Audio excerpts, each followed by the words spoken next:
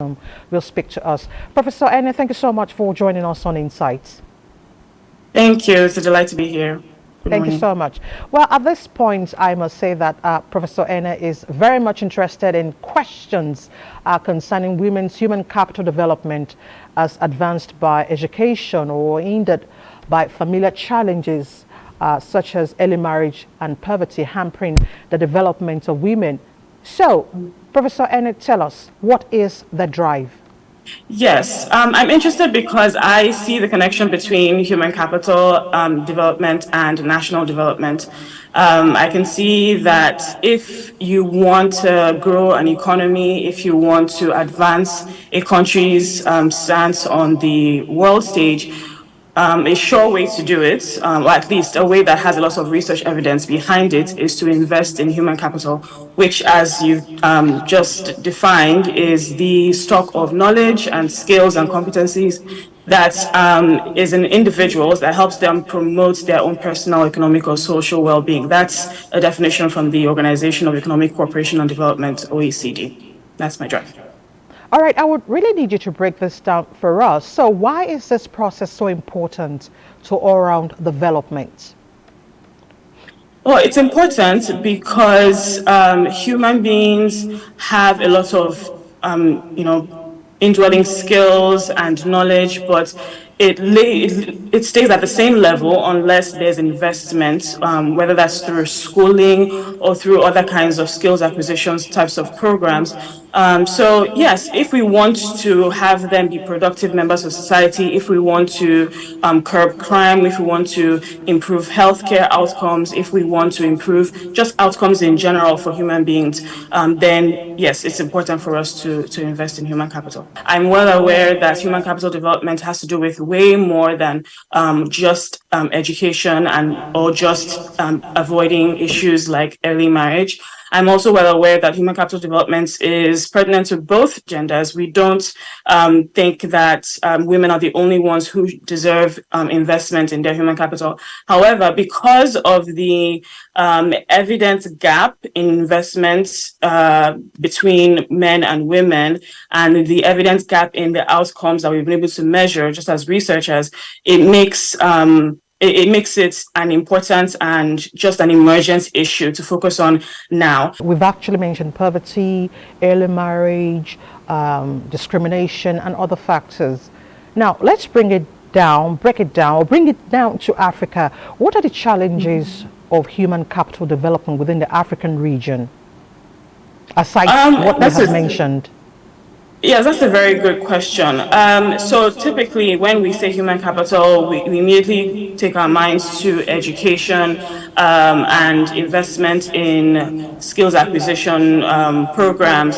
And that's all well and good. But I think when you think about the gap in resource availability, that tends to be one of the most important things. So for the African continent, a lot of countries on our continent have difficulty allocating enough of their budget to investments in human capital. So for me, in essence, I take it a step back. So before we talk about how well the programs are designed, how beautifully the policies are created and implemented, do we even have the resources, whether personnel or non-personnel, to devote to these issues?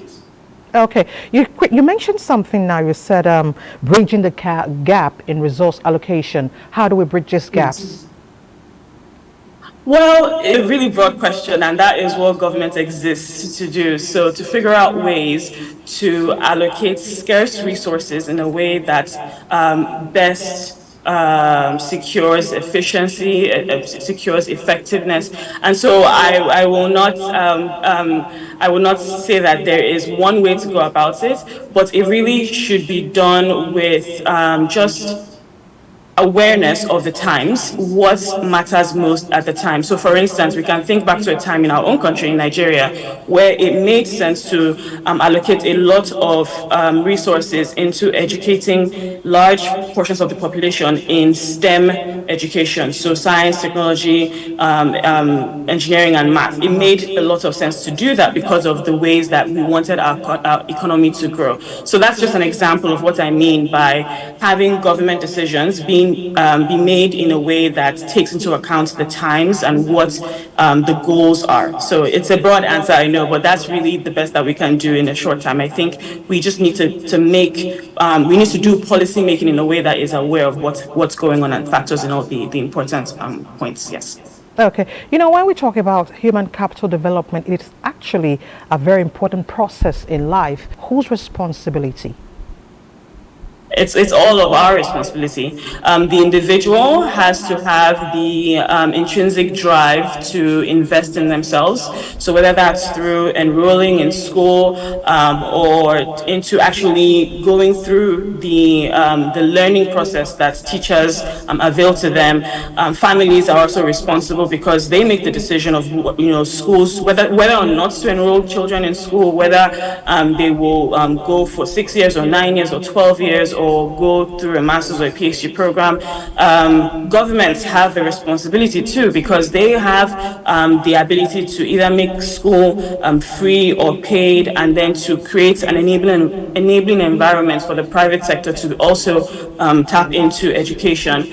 And then firms as well can create environments that encourage employees to go after continuing professional development. So take up opportunities to get another degree or to get this certificate or that certificate. And so I can go on and on. Essentially, it's a universal responsibility, and everybody needs to be aware of the ways in which their decisions either advances or hinders their own human capital development. Most people are not interested in investing in themselves to make an impact. Why is this so, and what can be done to encourage people to see reasons they should develop themselves to fit into any critical sector made available to them?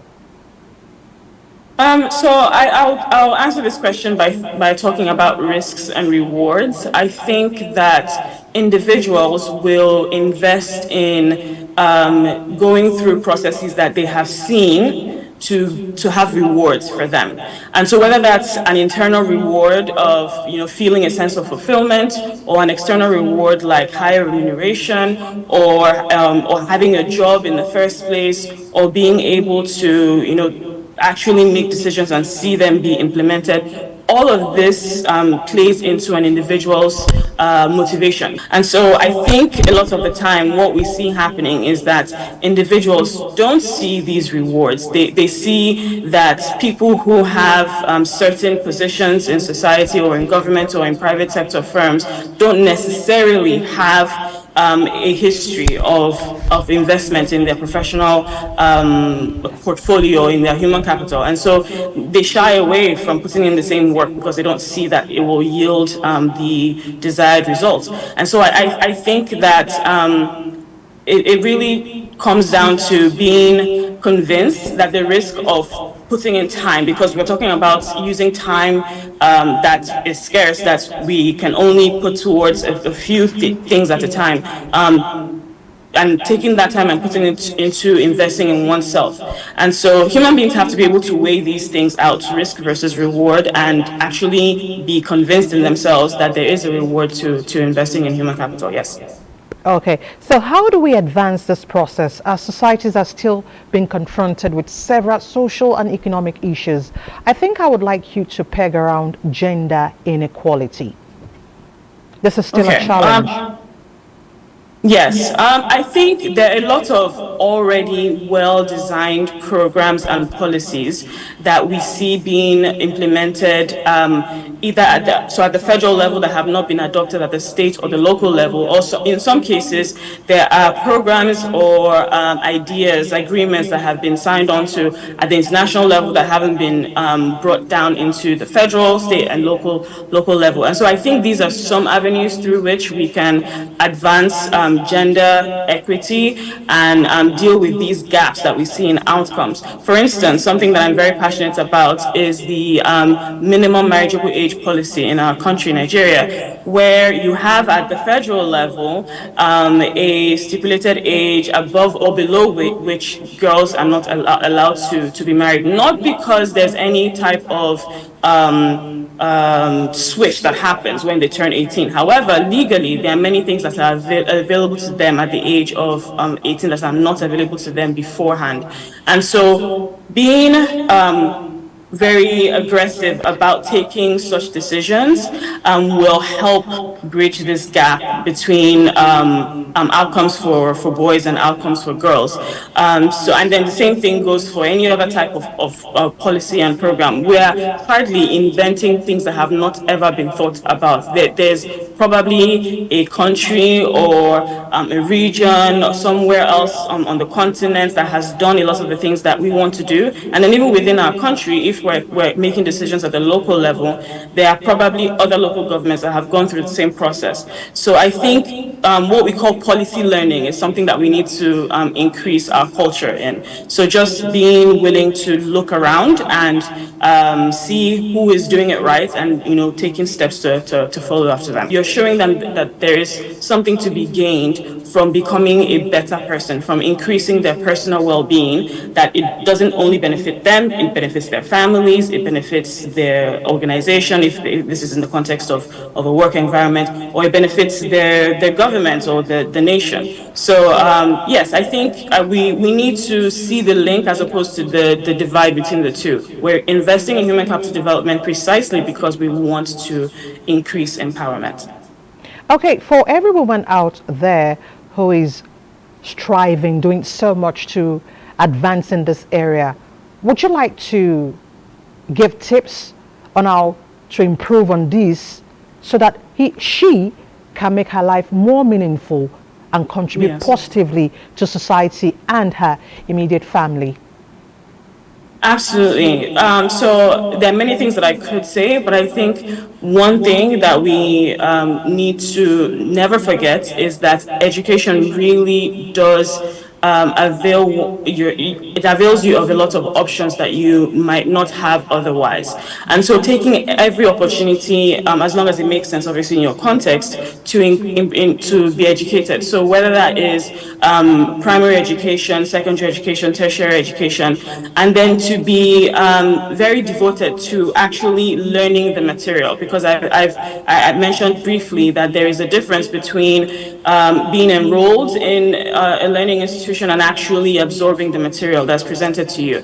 And so I think women can empower themselves more, can develop their human capital if they really commit to learning what is presented and just having that drive to achieve all that they want to achieve and using education as a means to do that. I'm a testament to that process and what it yields. And so my encouragement is for as many as are interested to also do the same thing. But there's a huge gap between how much per capita is invested in education. And so we still have people not be able to take advantage of the universal basic education policy and all the programs that have been birthed from that. So those are some of the differences that I see. However, interestingly, on the side of obstacles to human capital development, there are some similarities. So there is a problem of early marriage here, even though it's much lower in the number of people that are exposed to that. There is the problem of early marriage here, similar to how you have in Nigeria. So I bring that up to help us see that really even countries that we might see as being farther along on the process of development have areas that they can still be improved. And I think that's important for countries behind, so to speak, to remember. All right, Professor Ene Ikpebe, Assistant Professor at the Florida State University, USA. We want to thank you so much for joining us on Insight this week. Thank you for your thoughts. Thank you so much. It's been a pleasure. Thank you very much.